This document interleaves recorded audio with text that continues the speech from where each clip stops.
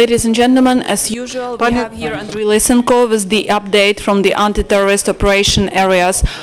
Please welcome Andriy Lysenko, the Colonel, the National Defense and Security Council Information Center spokesman. Шановні пані і панове, з оперативною інформацією вже тут Андрій Лисенко, речник інформаційного центру РНБО. Прошу, пане Андрію.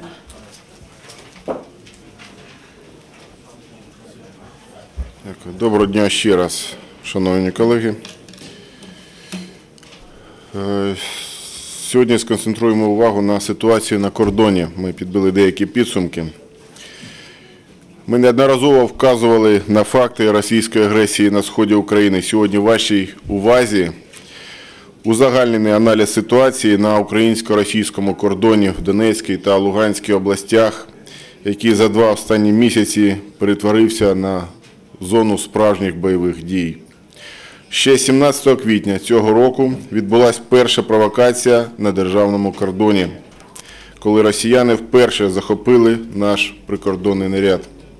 Відтоді зафіксовано десятки фактів незаконного перетину кордону технікою, невідомими особами та порушення повітряного простору авіацією та безпілотними літальними апаратами Російської Федерації.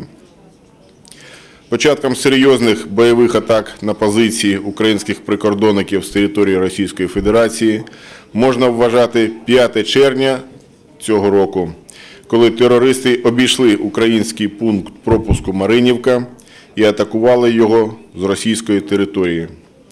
Прикордонники та сили антитерористичної операції, що підійшли на допомогу, тоді знищили 3 вантажівки з боєприпасами, пошкодили їхні БТР. Частина бойовиків втекла, проте 16 з них загинули на місці. Масовані артилерійські обстріли наших прикордонних позицій з російської території із залученням бойової техніки Збройних сил Російської Федерації почалися на початку липня. Їх кількість щодня зростає. В середньому щодоби російські професійні військовослужбовці здійснюють 3-5 артилерійські обстріли прикордонних підрозділів. Кількість збройних нападів з території Російської Федерації вже рахується сотнями. При цьому Збройні сили РФ використовують усі види стрілецької зброї, а також крупнокаліберні кулемети «Утес», снайперські гвинтівки «Вихлоп», в яких калібр 12,7 мм. Куля цієї гвинтівки пробиває наскрізь бронежилет. Міномети, 152-мм гаубиці «Акація» та установки «Град». Загалом з 5 червня на державному кордоні України зафіксовано 153 напади та обстріли прикордонних нарядів та місць дислокації наших підрозділів. Один із показових випадків останніх днів – обстріл росіянами пункту пропуску Довжанський. Ви бачите, що від нього залишилося, і по прикордонниках було випущено понад 250 снарядів.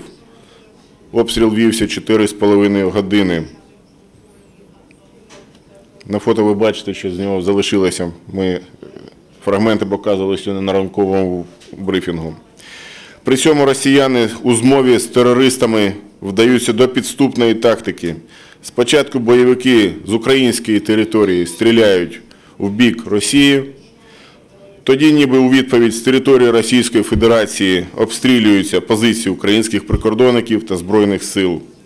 Ще одна тактика, до якої кілька разів вдавались росіяни – обстріли наших військових та прикордонників з російських установок «Град», які перетинали кордон і заїжджали на територію України, обстрілювали наші позиції і поверталися назад в Росію. Це було зафіксовано двічі. 16 липня, коли 5 артилерійських установок та 2 БТРи заїхали на 60 метрів на українську землю, неподалік пункту Амросівка, а також 21 липня, коли 14 артустановок заглибились на територію України на 1,5 кілометри неподалік села Шевченкове на Донеччині. У нас є відео і аудіоперехват переговорів терористів між собою. Службою безпеки України отримано беззаперечні докази участі Збройних сил Російської Федерації у бойових діях проти українських військовослужбовців у прикордонні на стороні терористів.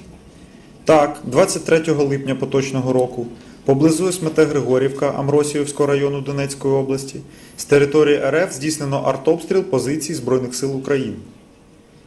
Вказані дії російських військових координувалися одним з керівників терористичного угруповання Донецька Народна Республіка Гіркіним Ігорем Всеволодовичем, також відомим як Стрілок. На связи, алло. Здравствуйте, товарищ полковник. По закрытому можно вам позвонить, да? Нет, не работает закрытая. Давайте в общих чертах как-то, ну вот с учетом того. Принял. Выезд Григорьевский, крайний дом с правой стороны. И там зеленка. Большое скопление живой силы, установки ГРАД и прочее. Вот. Это подошли они сюда. Вот, вчера были, сегодня подошло к ним еще буквально час назад усиление. Там работает артиллерия сейчас или нет? Артиллерия 60 снарядов у нас и все, последних. Я имею в виду российская артиллерия. Нет, вот я же прошу запросить поддержку. Все, я понял, до связи. Угу. На связи. Здравствуйте, Иван. Да, приветствую. Мне нужно 198,3 накрыть и 185 высоты и между летним лагерем и высотой 185. Чтобы отработали по 198,3 высота, и буду я ее брать. Значит, смотри, я сейчас попробую, значит, запросить удар, значит, и смотри, если я сейчас поставлю условия, если они сейчас не сравняют 198,3, не сравняют ее просто с землей, все вокруг, сколько там надо, 200 на 200 или больше? Больше где-то 500 на 500. 500 на 500. Значит, если не сравняют ее с землей, просто не сравняют ее с землей, тогда ночью будем отходить. У результаті обстрілу з території Росії загинуло 3 українських військовослужбовців, ще 22 поранено. Загалом за весь період обстрілів з території Російської Федерації загинуло 27 українських прикордонників і 185 отримали поранення. Усі вони були уражені російською зброєю в результаті нападу з боку терористів, яких оснащує технікою та боєприпасами Росія, або безпосередньо від рук російських військових під час обстрілів з артилерійських установок з території Російської Федерації.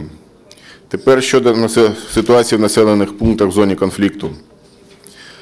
Терористи не припиняють обстрілювати житлові та промислові об'єкти. Так, сьогодні надійшло повідомлення про те, що під час мінометного обстрілу бойовики пошкодили контактну мережу станції Оленівка на Донецькій залізниці.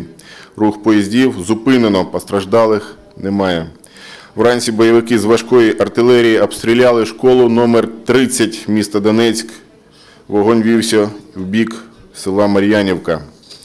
Сьогодні терористи відновили артобстріли житлових кварталів Горлівки та Луганська. У Горлівці постраждалі в житлових масивах будівельників і 405-й квартал. За оперативними даними, вогонь по Горлівці терористи вели з боку селища Микитівка, а по Луганську – з району Суходольська. Наразі інформація щодо можливих втрат уточнюється. Українські військові неодноразово заявляли, що по житлових кварталах міст у зоні АТО стріляють бойовики з метою дискредитації саме українських військ. Сьогодні о 9:56 зафіксовано початок DOS-атак на офіційне інтернет-представництво президента України, тобто атакували веб-сайт президента держави. Внаслідок перевищення потоком трафіку пропускної спроможності каналу, який надається провайдерами, веб-сайт president.gov.ua залишається частково недоступним. Фахівці роблять все, щоб проаналізувати і блокувати джерело атак. Станом на сьогоднішній день, повертаючись до питань, які були на ранковому брифінгу, в межах акції «Підтримай українську армію» на рахунки Міністерства оборони України від юридичних і фізичних осіб надійшло 138 мільйонів 851 тисяча гривень. З цієї суми 129 мільйонів 796 тисяч гривень – це грошові перекази, які використані на матеріально-технічне, а решта – на медичне забезпечення Збройних сил України. За допомогою дзвінків на єдиний мобільний номер 565 на підтримку української армії перераховано 33 мільйони 765 гривень. Усі вони використані на матеріально-технічне забезпечення Збройних сил. Сьогодні мешканці Тернопільщини та духовництво відправили автобус з предметами першої необхідності та харчовими продуктами для батальйону територіальної оборони, який зараз перебуває в зоні антитерористичної операції. Щодо міжнародної підтримки. Євросоюз має намір ввести фінансові санкції проти двох крупних банків Російської Федерації. Це стосується Сбербанку Росії та ВТБ. При цьому Євросоюз розширив список осіб, до яких будуть застосовані санкції у вигляді заборони на в'їзд та заморожування активів. Він також ухвалив ряд обмежувальних заходів щодо Криму. За інформацією прес-служби уряду Німеччини, Ангела Меркель у разі необхідності перерве свою відпустку та прибуде на позачерговий саміт ЄС до Брюсселю для ухвалення додаткових санкцій проти Російської Федерації. Глава МЗС Литви Лінас Лінкявічус повідомив, що його країна підготувала національні санкції для Росії. Насамперед, Литва розглядає заборону на в'їзд до України громадян Росії, які підтримують політику Кремля щодо України. Імен та кількості людей Лінкявічус поки що не повідомив, втім розповів, що там є і політики, і підприємці, і представники силових структур. Наразі це вся загальна інформація. Є додаткова інформація. And there's some additional information. Українські військові Ukrainian службовці зі military складу officers 51-ї механізованої бригади, що раніше перетнули кордони з Російської Федерації, зараз перебувають у Запоріжжі. В обласному військовому комісаріаті підтверджують цю інформацію. Там не уточнюють, як саме бійці потрапили до Росії і як повернулися confirmed this в Україну. information, but До there's Запоріжжя no також своїм corroboration ходом прибули ще on their 21 військовослужбовець зі складу route. 24-ї Another 21 бригади, officers from the 24th які кажуть, що brigade їхній командир покинув came їхню back. They said волю, that their вказавши command напрямок на Запоріжжя. deserted and directed them to Zaporizhia somehow. Як розповів в Запоріжжі заступник обласного військового комісара, Deputy бійці, head яких тривалий час of обстрілювали NATO градами, registration in вийшли this office, в they Куйбишевському were shelled by районі Grad без in Kubyshev набоїв та харчів, district. серед They них came багато out of контужених було. the encirclement Їх without доправили на any територію foodstuffs 55-ї and окремої any артилерійської бригади. armament. So they went to 55th Artillery Стан Brigade. бійців, над станом бійців And зараз now працюють і лікарі, they і are being taken care of інші by фахівці, medical doctors and other психологи, experts. проводяться слідчі дії And there's some investigation put up and conducted by Наразі це вся the інформація. Будь prosecutor's ласка, office. ваші питання. This is all the information I have by now.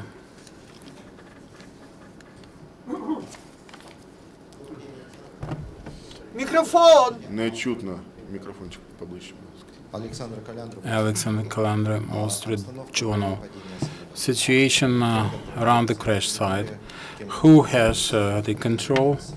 Who secured Rasipnoye village and other Можу сказати про areas? територію, Grabova. де I впав літак. can Вона answer зараз поки що this question on the crash контролюється site. It's still терористичними групуваннями. in control of the terrorist groupings.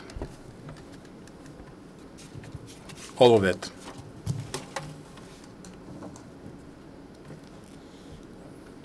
Question in English, please. NOS Dutch television. There are reports from the ground from journalists who are at the crash site who say there's fighting going on at the crash site between the Ukrainian army and separatists. Can you confirm that, and why are you fighting near the crash site while you promised to the Dutch that you На wouldn't? тій ділянці ви пообіцяли голландцям, що цього не буде. Thank you for question. Українська армія не The веде Ukrainian стичок army з бандоформуванням. has Є no або атака і звільнення engagement міста, with there. It's either an attack або and liberation дії в of обороні. communities. стички між Or бандоформуваннями defense. бувають. Fighting can take place among terrorist groupings. We can call them Запитання тільки clashes. мікрофон, будь ласка. Using the mic, please. So we'd like to say that I've just come back from there. You like to say that firing that we have the direction of Graboids among the terrorist groupings? Do I get you right? No. No. You didn't get me right. I was talking about the допоміг сформулювати те, що мені зараз notion. яке запитання. The notion. Тобто,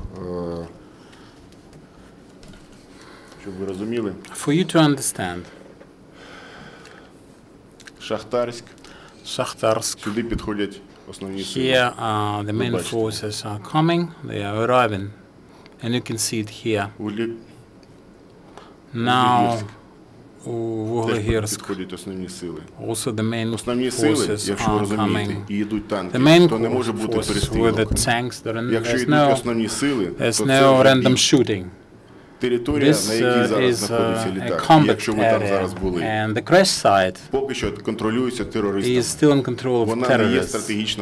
It's not strategically important. Strategically important are the towns at the edge of this area. It doesn't make any sense to fight with the field. We need communities. We have to liberate people to restore the infrastructure. That's what I meant. One clarification. Colonel, the communities that you mentioned where they have the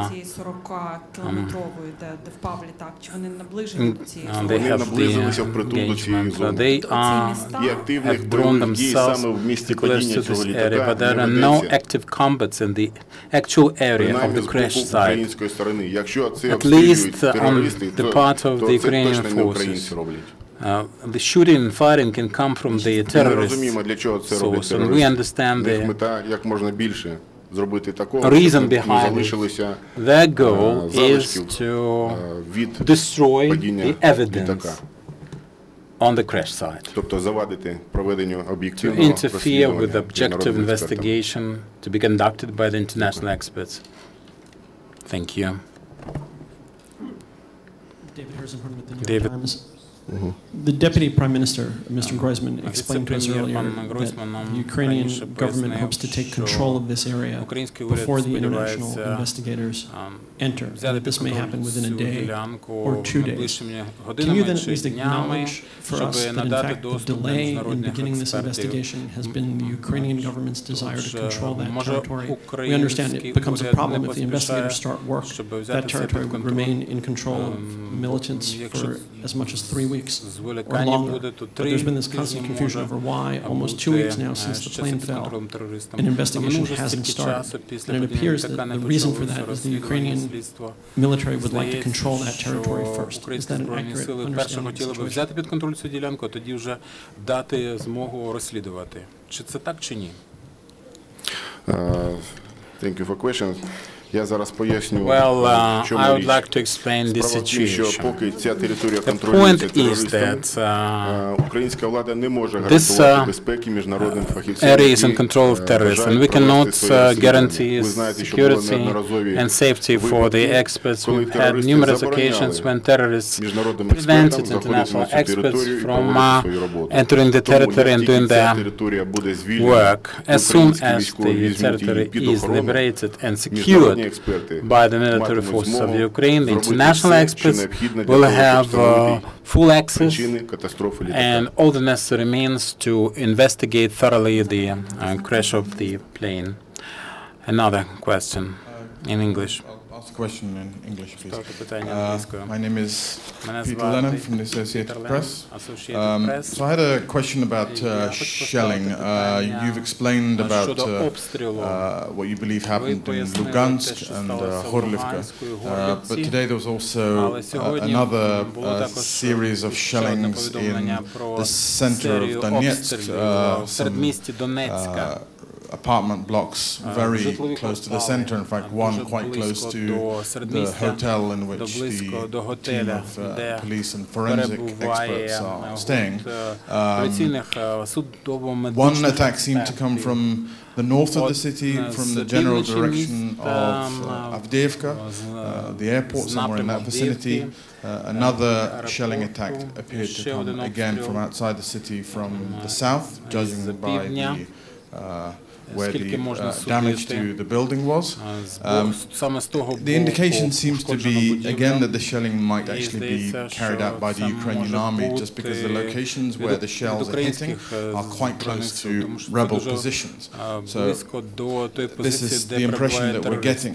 And this is an impression also gathered by Human Rights Watch, which has also made similar claims. And also we know yesterday the United Nations has expressed its concern at the deployment of heavy weaponry by the Ukrainian army near heavy urban residential areas.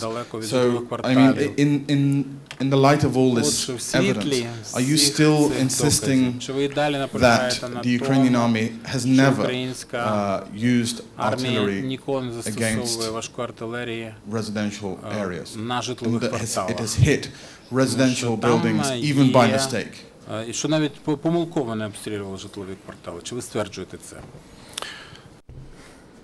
Thank you for question. Дякую за дуже довге запитання. Я ще раз зараз поясню з факту. I would like to explain from facts all the shelling that we have at Donetsk, if we take the city of Donetsk. All that shelling is done from heavy artillery, heavy metal, and they employ mortars and also the volley fire grad units. This is done by terrorists. For you to understand, on numerous occasions they shelled the residential areas. No casualties among the terrorists. The Ukrainian army, if they shoot at terrorists and they destroy them. Mortars or volley fire that is not employed just for nothing.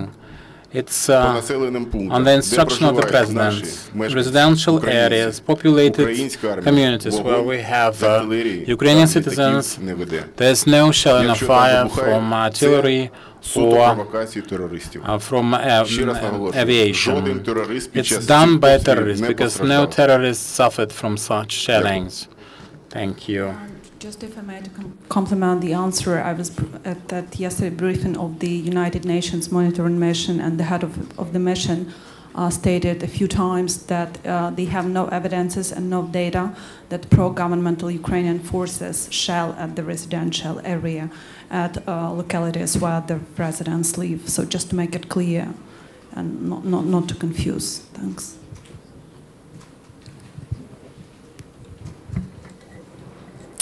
Just to follow up on a question of my colleague in the first row, just to make it perfectly clear, so what you're saying is that you can only guarantee the security of the investigators if the area is secured by the Ukrainian army. So the whole idea of the present situation is to secure the area around the plane.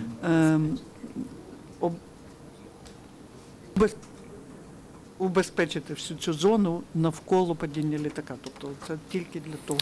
Thank you for questions. Справа в тім, що basically під контроль взяти територію без to take this territory under control without liberating the territory around that territory. It is impossible to liberate this territory. We need to do a comprehensive offense to liberate this whole area from terrorists. We can send some tactical group there. They will be killed. We will have control for 1 hour, but there will be a battle, a combat there. We will not agree to that because our soldiers will be killed there, shot there. That is why we are doing it all comprehensively to liberate that territory, to push away the terrorists from that area. And that is number 1 task. Before that, there is main task. During that, to preserve lives of our peaceful citizens who will give a lot of evidence, and we need to preserve their lives. One follow-up, please. Have you been discussing this with the Dutch authorities and how did they react to that? Влади Нідерландів і як вони на це реагували? Basically, the work of international expert group is coordinated by the Vice Prime Minister Groysman. He has all the information about that. We are responsible only for military actions. Can you say what are the numbers of peaceful citizens in Donetsk? We don't have the exact information. As to citizens, hostages, those who are wounded, killed, we do not have exact information because we cannot get it from the territory which is temporarily controlled by terrorists. Добрый день, Денис Биарта из турецкой Аль-Джазира. I have a general question. We see that last week there was such a moment in 1980. The Ukrainian army started liberating many settlements. What is it related to? Taking into account the fact that Ukraine says that Russia openly supports separatists there. What is that moment related to? Basically, the answer is simple. We want to have peace as soon as possible. More questions? Do you understand the answer? We want to have peace on Ukrainian land as soon as possible. We have people who are trained, we have equipment, we have reserve, and people want that, and we do not have any problem with enrolling people.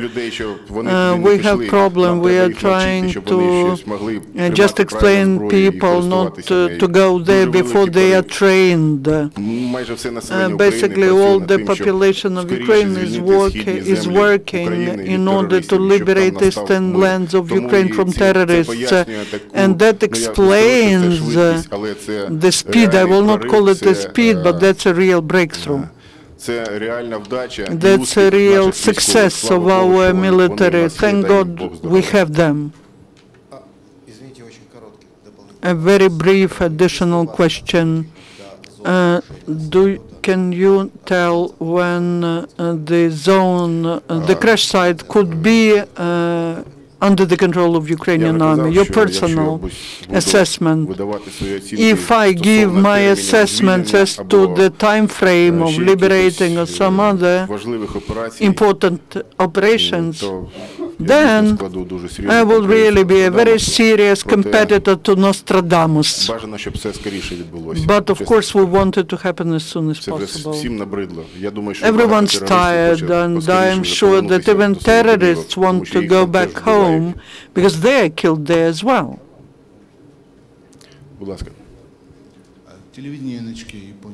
In Japanese TV, could you please say, is there any additional information about today's visit of foreign experts from Donetsk to the crash site?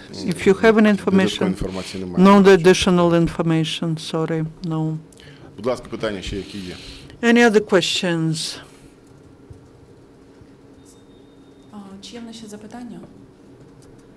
Any more questions? No more questions. Thank you. I would like to remind you that Andriy Lysenko will be here at 12:30 with the update. Thank you.